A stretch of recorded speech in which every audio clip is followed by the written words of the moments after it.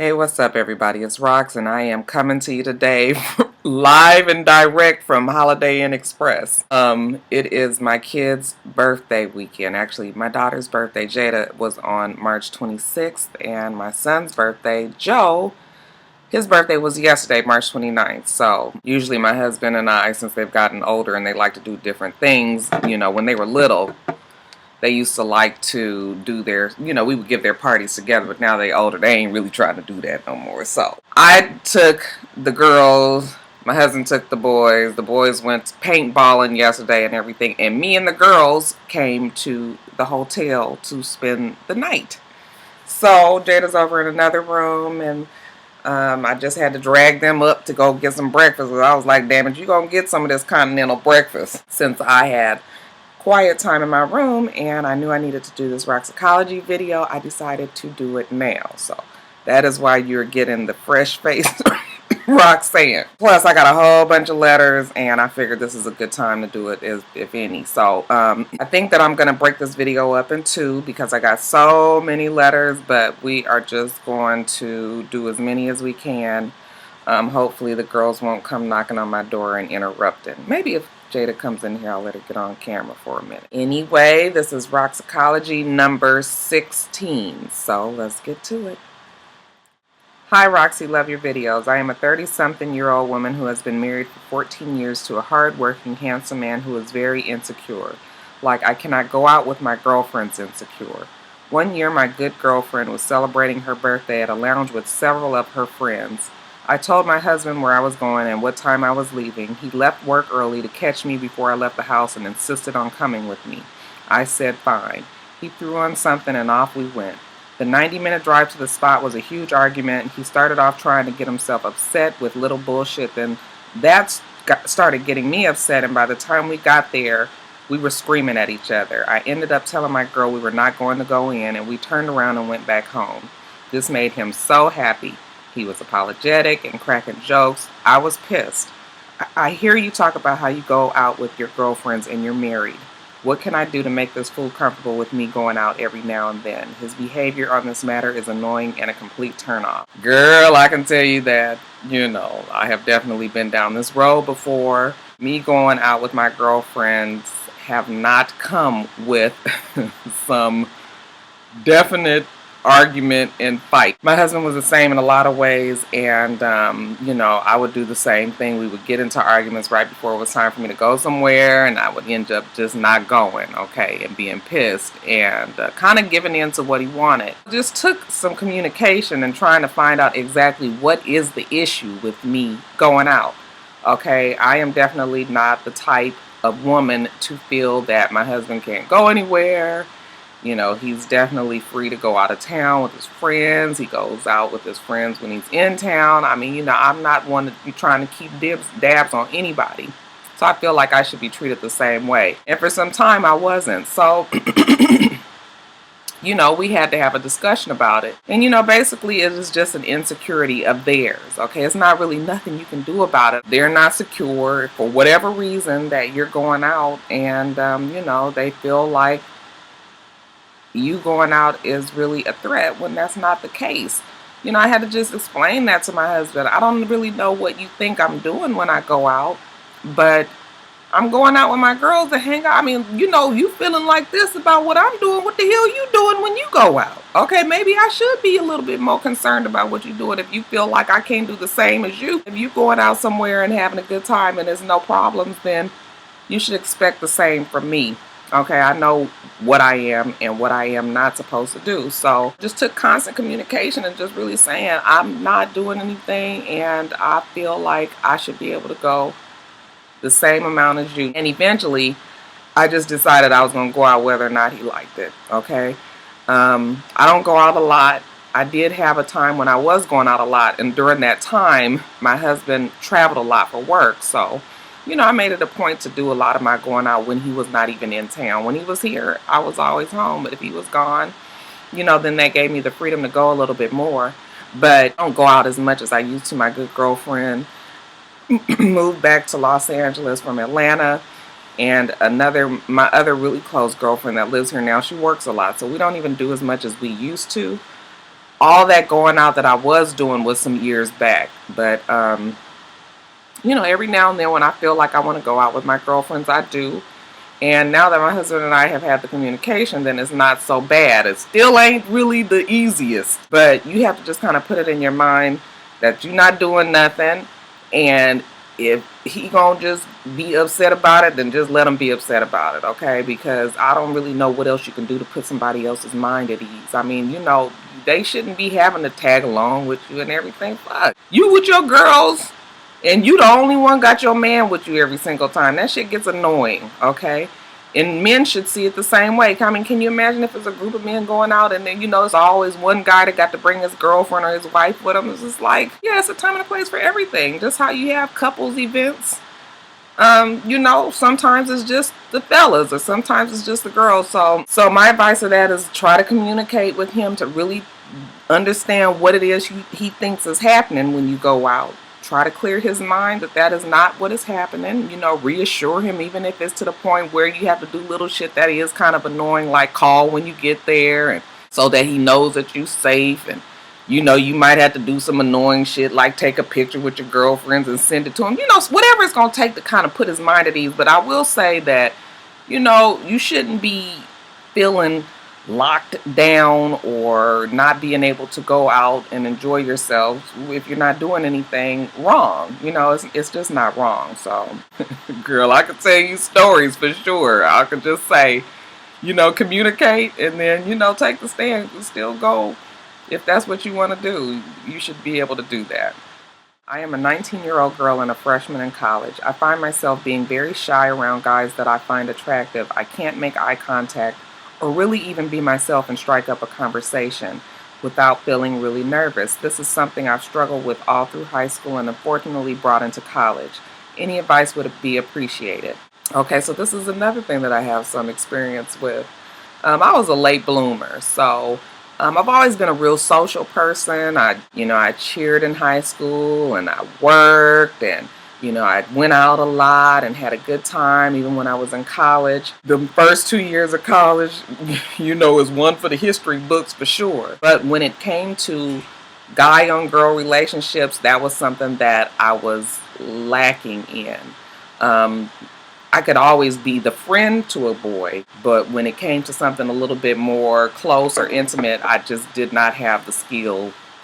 I just did not feel comfortable talking to boys that way. So, wasn't having sex or anything like that. And I was pretty uncomfortable as well. And then I got it into my mind that I was really going to make the effort to try to change this. So then I started to try to open myself up and be a little bit more flirtatious with boys.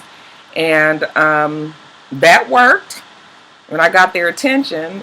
And then when it was just the two of us, eventually I would try to talk myself out of liking the person. Like, then all of a sudden, I was hoping that if he called and we were supposed to go somewhere, that he would cancel, and or I would really try to make myself not available. I was just very, very scary when it came to dating and everything like that. I think what you could probably do, I've always been comfortable with groups. Okay, so even to this day, it's easy for me to talk in front of a group, as easier than me just talking one-on-one with somebody.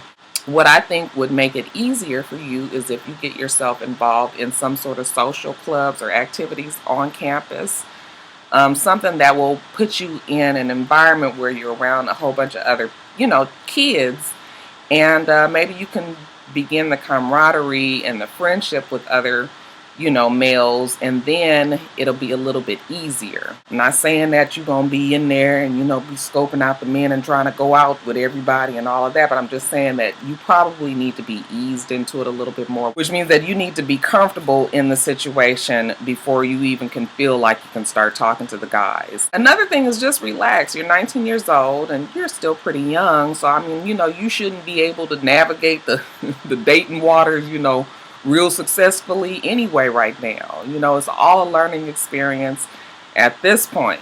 So don't feel like you're just so behind. It's really that a lot of people are just way too far ahead. So, just enjoy your youth. But it is time to start ushering in girl-boy relationships and, moving on to this next stage in your life. So, yeah, I think that you should get involved. Get involved with things that are going to put you in situations where you're around other guys and where they could just see you and you can be, build friendships with them, and then, things go from there. As far as you being really uncomfortable, you're going to be uncomfortable. It's going to be uncomfortable and you're not going to know what to say all the times, but you have to kind of put yourself out there. A lot of times we don't want to put ourselves out there because we're afraid of rejection, or we're afraid of looking stupid, or we're afraid of whatever we're afraid of. But yeah, if you put yourself out there enough, once you get out there enough and start realizing like, oh, this is nothing. Because honey, let me tell you, men are definitely not that difficult to understand. Okay, once you really start getting out in them dating waters and testing the waters, you will find that, honey, it ain't really nothing for you to even be all this nervous about, child. It's all right. Just take it one day at a time. But yeah, I would say get involved. I am a transsexual and I'll be 22 years old in April, and I plan to move to Atlanta by the summer. I would like to know how I can make this transition and make it an easy one. I am from Ohio. I have called apartments there in Atlanta, and most of them say I would have to be employed for 1 month up to a year in order to qualify for an apartment. Also, I would like to know, how are your jobs? I am in high school. I am a high school graduate, so I am hoping that it will take me a little farther than what I have been. Please respond and let me know how I am. Please respond and let me know how. I need y'all to use periods, okay? I am really looking forward to moving to Atlanta. Look, I'm going to tell you what, it ain't going to be easy. Moving from, state to state is definitely difficult. I'm going to just be real with you. Having a high school diploma, most people have high school diplomas. That is not going to make any difference as far as getting a good job out here. Just in the world in general, you have to have a college degree before we really start making some for real money. It's not to say that you can't find a job and, a job that's going to support you. So, you just kind of have to be realistic and look at that, moving out here and trying to find a job. And, there's just really not that many jobs anywhere right now. So Atlanta is at one time a very big booming city, especially for black people. I don't know if you're black, but especially for people, a lot were moving here because the opportunities were so grand and all of that. However, that is not quite what it is anymore. Okay, so it's going to be a struggle. If you don't have money to kind of get you started, then it's definitely going to be a struggle. You really need to think this whole thing through. Okay, while you're there in Ohio, maybe you can start saving some money so that you come here and have a little nest egg, so that you can kind of get yourself situated. Because if you don't find a job right away, then what you gonna do? I've said in the past that I'm not one of those ones that just take chances. I am definitely one that needs to know what it is, where it is, how it is, why it is. I don't do chances. So I'm not one of those ones that be like, yeah, just come on out here and do it. Okay, it's gonna happen for you. Okay, if you don't have any other choice, then you're gonna make it. Because to me, that is not always what it is. You can come out here and the shit could be a disaster. You can find yourself not having no money. You can find yourself, bouncing around from friend's place to friend's place. And, so yeah, I'm just going to tell you that the realistic way to me would be to try to save up the money where you are right now and get enough to where you can move down here, and at the same time always be applying for jobs out here. And then if you are able to find a job even before you come down here, that would be the best situation. Now, if you know somebody that's down here that you could come and stay with, that might be another option. But still, that's not an option that I would take, because you know what, I don't like to rely on other people. I like to have my own money. But if you feel like you need to be down here to find a job, then you move down here with somebody that you feel that you can stay with a few months, find a job, get your own place, and go from there. But yeah, I'm not going to sit here and tell you that, oh yeah, it's going to be easy, come on and do it, and how to switch it up and everything. It definitely takes some planning. Have a savings, have a job, and then come. Hi Rox, I won't draw this out, but I have a dilemma in my life. I have a great friendship with an older woman who is like an older sister to me, but my parents don't like her and make it really difficult to have her in my life. They always have something negative to say about her, and it's really trying. I'm young, but I'm 21 years old. Shouldn't I be able to make my own choices? What do you think I should do? This is easy. Don't bring your friend around your mom and your daddy. I mean, if they don't like her, then why are you trying to force her on them? It's just making everybody uncomfortable. And yeah, now you haven't told me exactly why they don't like her, and I don't know if she got some shit with her. But yeah, that's not really for your parents to choose either way.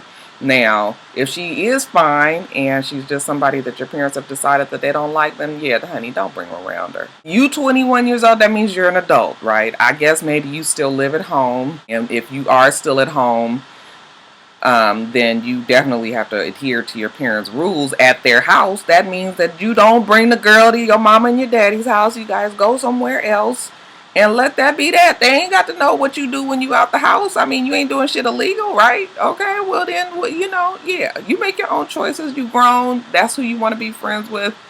Honey, go on and be friends with her. Don't be telling your parents what so-and-so told you. Okay, don't be telling your parents what you did with so-and-so. I mean, you know, you're not lying. You just omitting.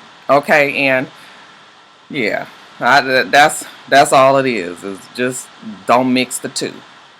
Hi, Rox. I am 17 years old and starting to think about college. I have absolutely no clue where I want to go. I live in Dallas right now, and my parents want me to stay here because of out-of-state tuition is a lot of money.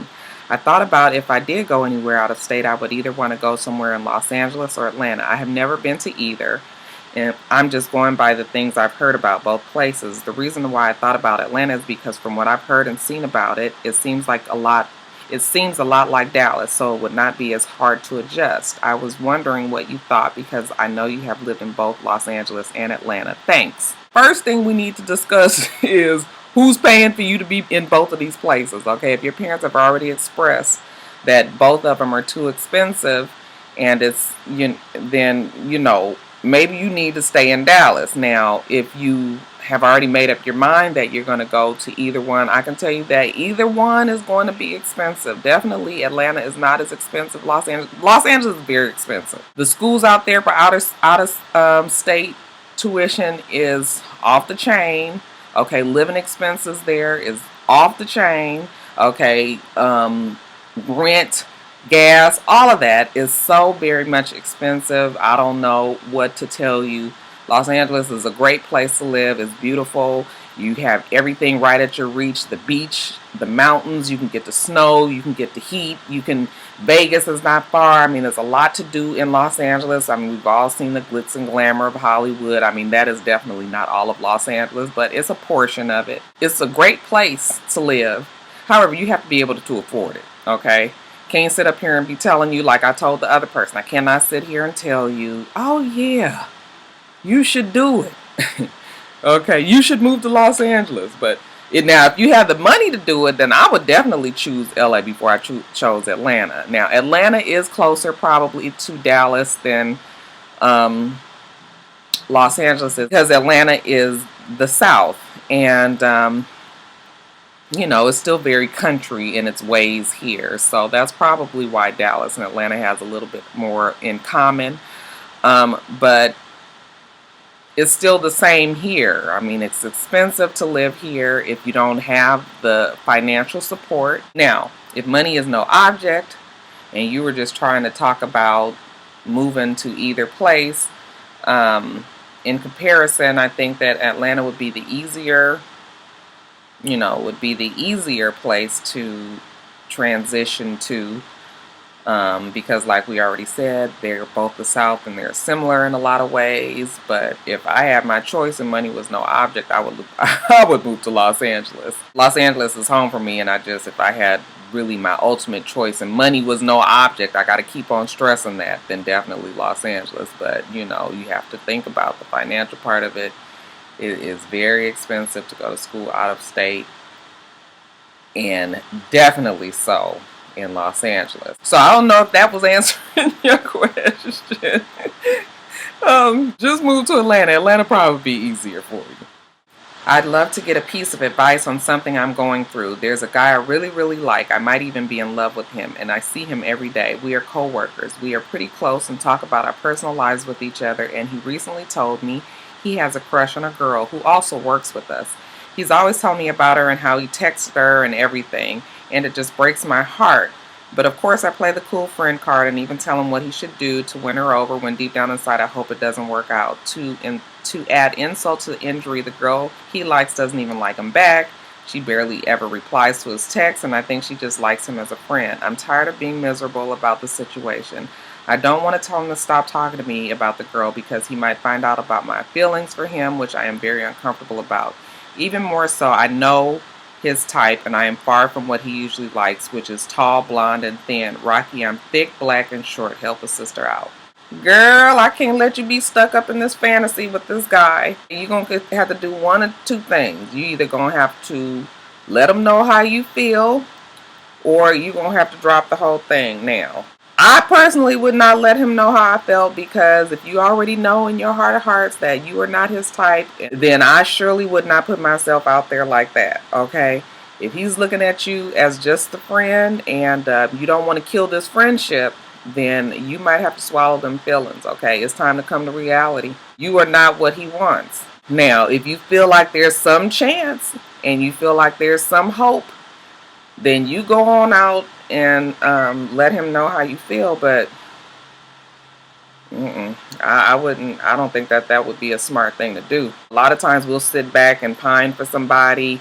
We'll get this whole fantasy going in our mind. Okay, we think that we love them and all of this.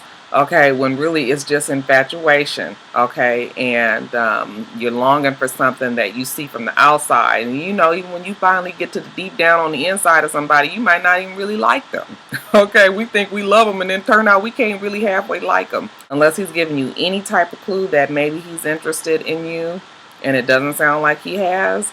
Girl, I think this is something that you need to just let go. Now, if the friendship is really wearing on you, and it's hard to hide your feelings, then maybe you need to distance yourself altogether. Maybe you need to try to be around somebody that is a little bit more available to you. Because yeah, girl, you gonna hurt. You gonna get your feelings hurt. And not only that, but it sounds like you might lose a friendship with him. So yeah, I don't know. If I was you, I would try to look at it a little bit more realistically and try to work on getting away from them feelings or getting away from him. One or the other. For the past 6 years, I have been abstinent from drugs and alcohol. I have a host of family and friends who are very supportive of my sobriety. However, this past year, I drank a beer and nothing happened. Life is still good and I still have my sanity. Alcohol was not my main drug of choice in my addiction. While I do not drink a beer every day, I do like to have one or two occasionally. I would like to know how you would handle your family and friends. I don't feel like I need to make a public announcement, but if it comes up, I want to be honest. My fear is that they will worry that I will return to drugs. Honestly, 2 beers with food does not impair my judgment to that extreme. I want to be a grown-ass man about the situation. What would you do? First of all, you guys, listen, I know this person that sent me this letter, and I don't know him, but I know him from being on my channel a lot. And I will tell you that when I read this in my heart, I was like, oh no. I think I probably have the same reaction that a lot of people that you talk to will have, which is like, oh no, I don't want you to go down that road again. And only because, you know, when we think about addiction, you know, and what makes people relapse, you know, then we feel like in order to not go down that road is just to not go down that road at all. Okay, which means don't have anything that could trigger you wanting to get back to drugs. Now, that's my feeling in the inside. But of course, you are a grown-ass man, like you said, and you are the, you know, you are the conductor of your life and your body and whatever you decide to put in it. If you know in your heart that you drinking occasionally is not going to bring you back to drugs, then you know how can anybody tell you any differently? I just don't know if people that have had addictions in the past always start off this way. You know, like I don't know if they say like, oh, I can do this every now and then and nothing happens, and then, you know, they do that and then it happens a little bit more, and then you feel like, okay, you handled this okay, so now it's okay to move to this next step. And then you move, you know, and then eventually you see yourself getting back. See, like, I don't really know what to say about it. My feelings is, oh my God, I really don't want you to get back on drugs. Okay. But I also know that I mean, I do know a few people that have been addicted and have been able to, you know, drink occasionally and not really have any issue. But, oh, it makes me sad. I'm sorry. Look, if you feel like you're a grown-ass man and that you can do this fine, then that's just what you have to tell people. Listen, I understand that you're concerned, and I appreciate the fact that you're concerned about it, but I'm just letting you know that this is the decision that I've made, and it has not harmed me in any way, and I would just kind of appreciate it. Even if you don't, you know, support what I'm doing, don't say anything else about it. I mean, that's kind of how you're going to have to take it, because I have a feeling that a lot of people are going to have the same reaction as I did. And it's only because they care about you, and I'm sure you understand that as well. But, you know, I'm just, please don't, you know, just please don't get started back on the drugs. And, you know, gosh. I mean, have you talked to anybody that's had like more experience with this? I've never had an addiction like this. Have you talked to people that have had addictions that's been able to, you know, return to drinking every now and then? I mean, I just know that the creed has always been to just don't do any of it, right? Oh, I'm afraid for you. I don't want you to go back on drugs. I'm sorry. Just tell them that you've made the decision and you would appreciate either the support or the silence. I'm a 17-year-old male from Frankfurt, Germany. I have an older brother who's 22 who I have a good relationship with. My parents are originally from Ethiopia and very into our culture and are very strict when it comes to school and stuff like that. I'm a good student and I try my best to make my parents proud. The problem is that they don't know that I am gay, and I am afraid that they will erase me out of their life if they find out. My parents sacrificed a lot for me and I love them for that. They are the most important thing in my life, but the thought that they will hate me for who I am keeps me in the closet. Even my closest friends don't know that I'm gay, even though I know they won't have a problem with it. I don't have the urge to get a boyfriend or anything like that. I just want to be loved for who I am. I prayed so many nights that I would turn heterosexual. I want a family with kids and stuff like that, but I am not willing to live a double life just so my family thinks I'm straight. Oh, I tell you, I get letters like this all the time, and it totally breaks my heart. Listen, I would never ever choose to be gay, and I'm not saying that to be mean. I just feel like it has got to be such a horrible feeling to have to